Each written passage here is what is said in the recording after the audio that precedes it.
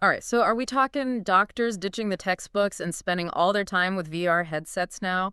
When it comes to serious gaming in healthcare education, I mean, is that where we're at? Well, not quite, but it's getting closer. I think you'd be surprised Okay. by some of what this research review found.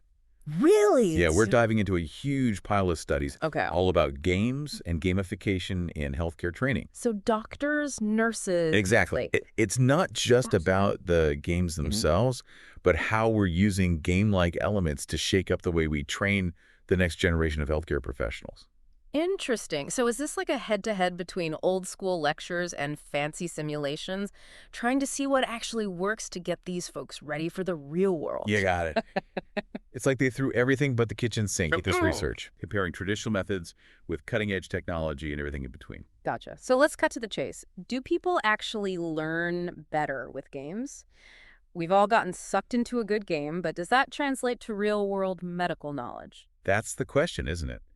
And the review suggests it's less about declaring a clear winner and more about understanding the nuances.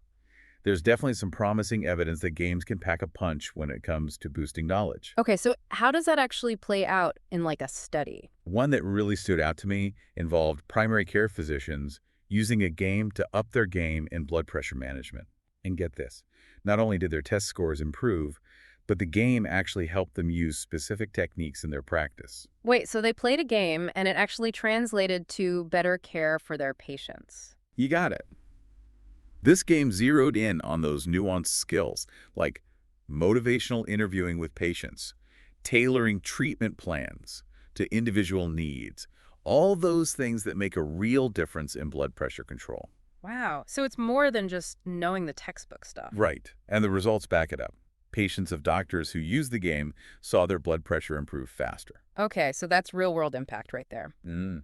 So games might be good for knowledge, but what about actual hands-on skills? It seems like surgical simulations in games would be a no-brainer there. You'd think so, right?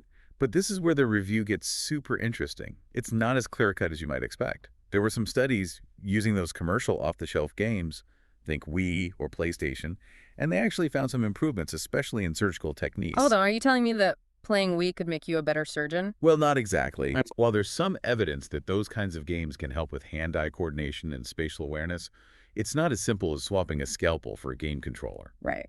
The review really emphasizes that how effective games are for skill development depends on the specific skill and how the game itself is designed. You've really got to choose the right tool for the job. So it's about finding the right game for the right skill. Exactly. It's Right. not one size fits all. Just like you wouldn't use a hammer to saw wood. We need to be smart about which game mechanics and designs are best for developing certain skills in healthcare professionals. So we've talked about skills and knowledge, but what about the fun factor? I mean, games are supposed to be fun, right? Did they look at whether these games actually make learning more enjoyable for these healthcare professionals? Oh, absolutely. Yeah. This review really digs into the learner's experience, Mm. going beyond just, can they do the thing? Can they remember the thing? But how do these games make them feel? Right. Are they more engaged? Are they more satisfied with the learning process? Because those things matter. Yeah, nobody wants to be stuck with a boring lecture.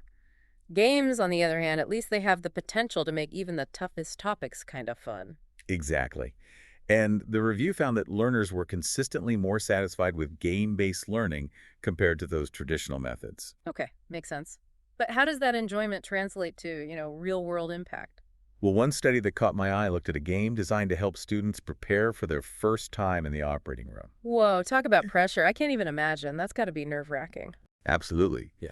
And what they found was the game actually led to a measurable increase in the students' feelings of preparedness and confidence. So it's like going from, oh my God, I'm going to be in the OR, to feeling like, okay, I got this. I can do this. Right, and that shift in mindset is huge. Yeah, that's amazing. So it's about more than just the technical stuff. It's like building their confidence, shaping their professional attitudes. It really speaks to the potential of games to create a much more holistic learning experience, Right. where it's not just about cramming information, but about preparing these healthcare professionals on multiple levels. Totally. So with all this positive feedback, are we ready to declare games the winner? Ditch the textbooks, everyone gets a game console. Hold your horses.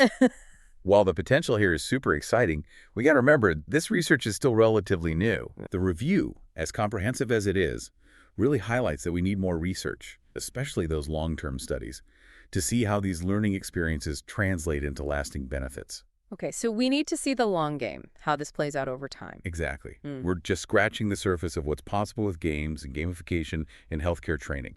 There's so much more to explore as we refine these tools and really push the boundaries of how we think about learning. So it's not about crowning a victor. It's more about this journey Nope. of discovery. Precisely. Okay. Every study, every finding it all adds to a deeper understanding of how we can harness the power of games to create a truly effective, engaging, and ultimately impactful learning experience in healthcare. This has really got me thinking. We've been talking about using games for, med school residency, that kind of formal Yeah, education. where a lot of the structured learning happens. Yeah. Right, Yeah. exactly. But what about once you're out there in the field dealing with everything healthcare throws at you? How do you keep learning and stay on top of things? Ah, you're hitting on something really important. And it highlights a key point from this whole research review. It's not just about what we know now, but about asking those what-if questions and pushing the boundaries of what we thought was possible. Okay, so it's like this review is a level up in itself, making us think bigger and bolder about the possibilities. Exactly. Imagine instead of those mandatory, let's face it, sometimes kind of boring continuing education courses, what if we had these engaging game-based platforms that made staying current in your field feel like, well, playing a game? Sign me up. I'd much rather level up my skills and knowledge in a game than sit through another dry lecture. Right. And don't underestimate the power of fun. It can be a huge motivator, especially in a demanding field like healthcare, where burnout is a real concern. Finding ways to make learning both effective and engaging is crucial. It's like that saying, find a job you love and you'll never work a day in your life. Maybe we can rethink continuing education with that same idea. Make it something people actually want to do. Now you're talking. And who knows? Maybe our next deep dive will explore those very approaches. But until then. Sounds like we've got a challenge for our listeners. How can we take this incredible potential of serious games and make it work for ongoing professional development? Hit us up with your thoughts and keep on gaming. For your brain and for your patients, of course.